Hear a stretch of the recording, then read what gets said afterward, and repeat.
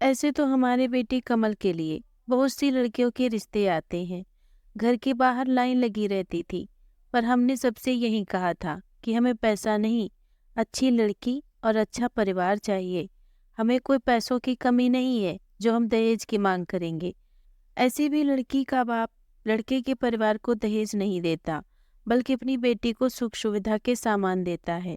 क्यों कैलाश बाबू, मैं गलत कह रही हूँ? देवयानी जी लड़की के पिता कैलाश बाबू से कहती हैं।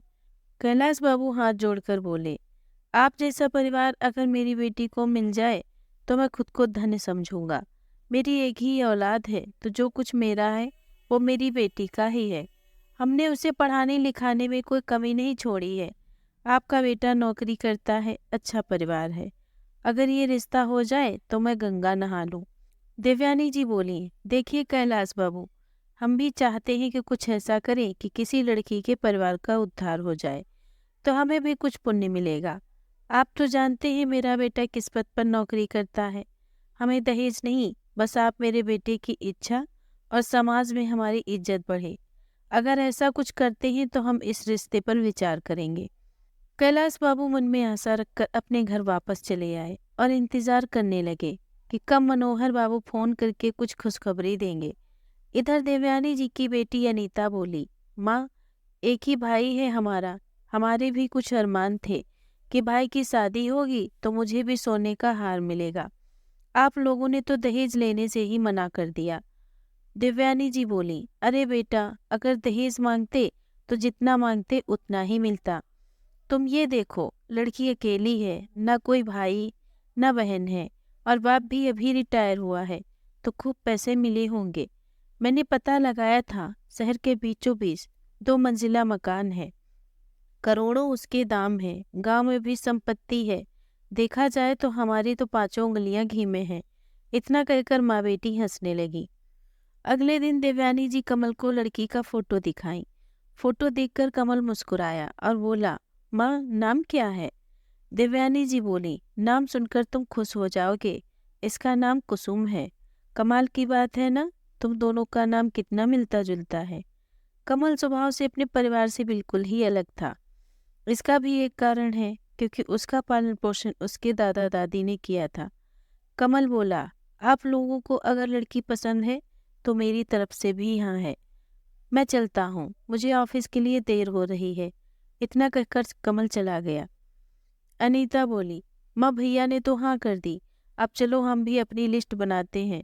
मनोहर बाबू बोले, लिस्ट बनाने से पहले लड़की वालों को हाँ तो कर दो।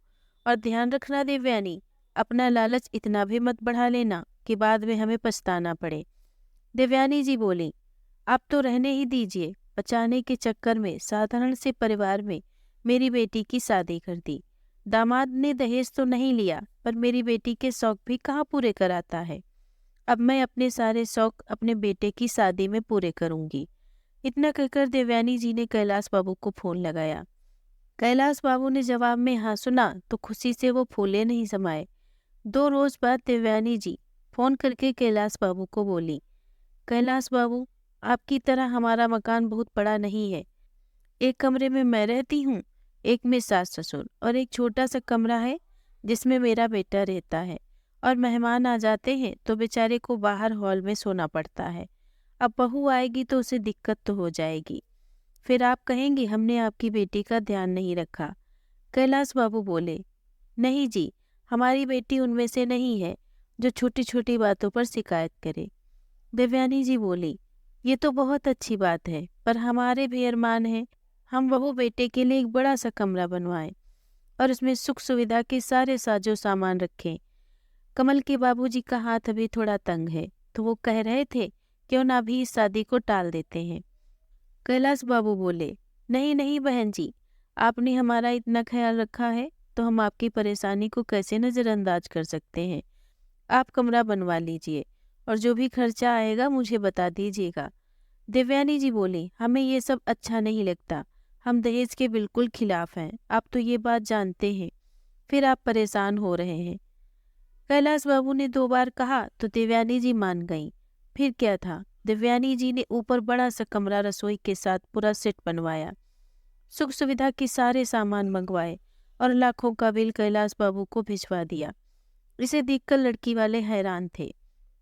शादी के 2 हफ्ते पहले देवयानी जी ने कुसुम की माँ कमला जी को फोन करके कहा, आप अपनी बेटी के लिए जो भी जेवर बनवाना है उसे बनवा लीजिए और हमारे घर भिजवा दीजिएगा, ताकि शादी के दूसरे दिन सबके सामने हम उसे जेवर दे सकें। और हमारे सगे संबंधियों की लिस्ट हमने भेज दी है, उनके लिए थोड़े ढंग के कपड़े भिजवा दीजिएगा। जैसे जैसे दिन नजदीक आ रहे थे, कुछ न कुछ उनकी मांग बढ़ती ही जा रही थी। कमला जी बोली, ये कैसे घर में आपने मेरी बेटी का रिश्ता कर दिया, जिन्होंने पहले दान दहेज से इनकार किया और अब अपने घर के एक एक चीज के लिए हमसे मांग कर रहे हैं। क्या लालच में वो अपनी इंसानियत भी भूल गए हैं? अपने शौक को पूरा करने के लिए अपने बेटे की शादी को जरिया बना रहे हैं। कितने स्वार्थी लोग हैं ये। कैलाश बाबू ने किसी तरह पत्नी को शांत किया और फिर धूमधाम से अपनी बेटी को विदा किया। कुसुम और कमल अपनी जिंदगी की मीठी सी शुरुआत कर रहे थे। करीब 1 हफ्ते बाद जब अनीता को लेने उसके पति आए तो देवयानी जी कुसुम से बोली, बहू, भाई की शादी के बाद बहन पहली बार ससुराल जा रही है, तो अपनी कुछ अच्छी साड़ियां ननद के लिए और उसके घर वालों के लिए दे दो।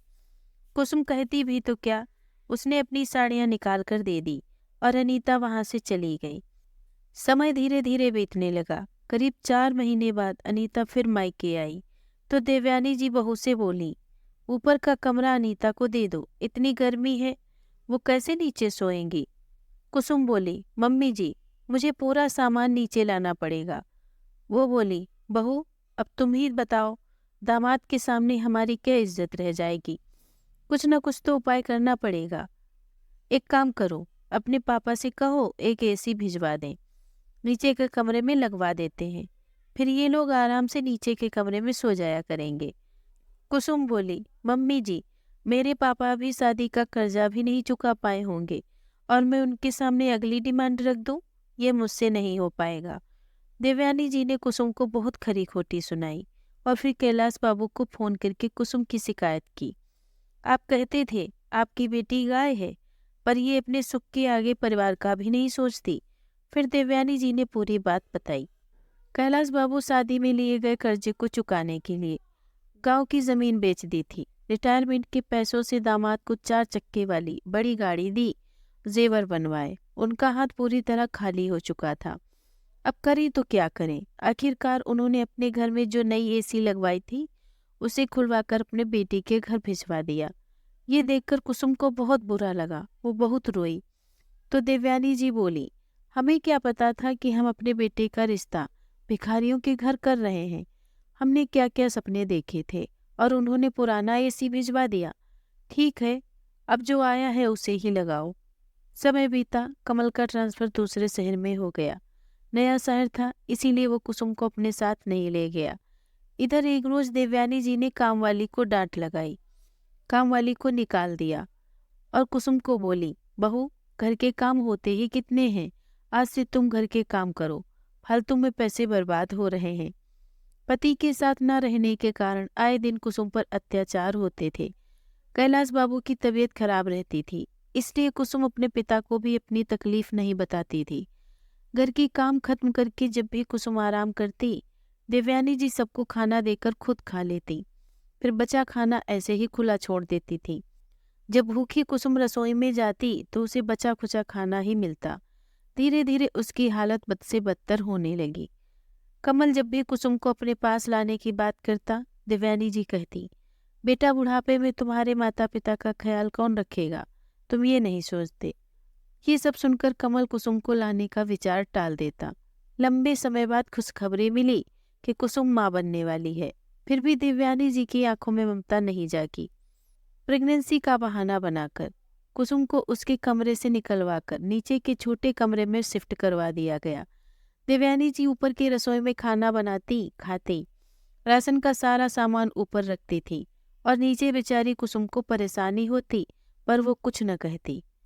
देवयानी जी ने कैलाश बाबू को फोन किया और बोली, आप कैसे माता पिता हैं जो बेटी की शादी कर दी फिर झांकने तक नहीं आए। अरे हम बूढ़े लोग कितना ख्याल रखेंगे उसका। आपकी बेटी की क्या हालत है ये जानते हुए भी आपसे ये नहीं हुआ कि उसके लिए एक 24 घंटे का नौकर भेज दें। देवयानी जी ने कैलाश बाबू और उनकी पत्नी को बहुत खरी खोटी सुनाई और अपनी नई मांग बताई। 2 दिन बाद कैलाश बाबू पत्नी के साथ कुसुम को देखने आए और उसकी हालत देखकर वो बहुत दुखी हुए और देवयानी जी से बोले, समधन जी, दहेज के लालच में आप इंसानियत भी भूल गई। एक बेटी की माँ होते हुए भी आपने दूसरे की बेटी के साथ ऐसा व्यवहार किया, वो भी ऐसी हालत में। जवाब दीजिए। कमला जी बोली, छोड़िए, ये क्या जवाब देंगी, इन्हें तो बस दहेज के पैसों से मतलब था। कहीं ना कहीं ये गलती हमारी है जो हम इनकी मांग को पूरा करते रहे। अपना घर, अपनी बेटी का घर भर लिया और हमारी बेटी के साथ ऐसा दुर्व्यवहार किया। समधन जी, वो ईश्वर सब देखता है। हम अपनी बेटी को अपने साथ लिए जा रहे हैं। अब ये आपके बेटे की जिंदगी में तभी आएगी जब इसे इज्जत और सम्मान के साथ वो लेने आएंगे। इतना कहकर कमला जी ने बेटी का सामान पैक किया और अपनी बेटी को अपने साथ ले गए। देवयानी जी ने बेटे को नमक मसाला मिलाकर खबर दी। कमल ने कुसुम को फोन किया, फिर कुसुम ने पूरी बात बताई। कमल बोला, तुम इतने दिनों से सहती आ रही थी, तुमने मुझे बताया क्यों नहीं? कुसुम बोली, मैं सोच रही थी छोटी मोटी बातों से घर बिखर न जाए। आप नहीं थे तो उस घर की जिम्मेदारी मुझ पर थी। कमल बोला, इन सब बातों में कहीं न कहीं तुम्हारे माता पिता की भी गलती रही कि उन्होंने मेरे माँ बाप की दहेज की मांग को पूरा किया, और मेरी भी गलती है कि मैंने उन पर आंख मूंद कर भरोसा किया। कभी जानने की कोशिश ही नहीं की कि वो लोग तुम लोगों के साथ कैसा व्यवहार कर रहे हैं। पर कोई बात नहीं, अब तुम चिंता मत करो, मैं सब ठीक कर दूंगा। अब कमल ससुराल जाता अपने घर नहीं जाता। जब माता पिता को पता चला तो उन्होंने शिकायत की, तो कमल ने कहा, आपने दहेज के लालच में मेरा सौदा किया और मेरी पत्नी और मेरे होने वाले बच्चे के साथ जो व्यवहार आपने किया है, उसके बाद मैं आपको कभी माफ नहीं कर पाऊंगा। उस रोज मनोहर बाबू बोले, देवयानी, मैंने तुमसे कहा था कि दहेज का लालच इतना भी मत करो कि तुम्हें पछताना पड़े। लो, घर और सामान तो मिल गया, पर तुमने अपना बेटा खो दिया। अब कमल उनसे दूरी बनाए रखता और अकेला उनसे कभी कभी मिलने जाता। जब कभी मनोहर बाबू को बेटे बहू पोते से मिलने की इच्छा होती तो वो देवयानी जी के साथ उसके पास चले जाते। पर देवयानी जी अपने कर्मों की वजह से सदा नजरें झुकाए रखती थी। दोस्तों, दहेज का लालच ऐसा होता है जिससे कभी मन नहीं भरता। एक औरत जो ममता की मूरत होती है, उसे भी दहेज का लालच कठोर बना देता है और अच्छे खासे रिश्ते को बर्बादी के कगार पर ले आता है। दहेज के लालची लोग ये कभी नहीं सोचते यह सब उनकी बेटी के साथ हो तो उन्हें कैसा महसूस होगा। क्या वो ये दर्द झेल पाएंगे? दोस्तों, अगर हमारी कहानी आपको पसंद आई हो तो प्लीज़ मेरे चैनल को लाइक और सब्सक्राइब करें। धन्यवाद।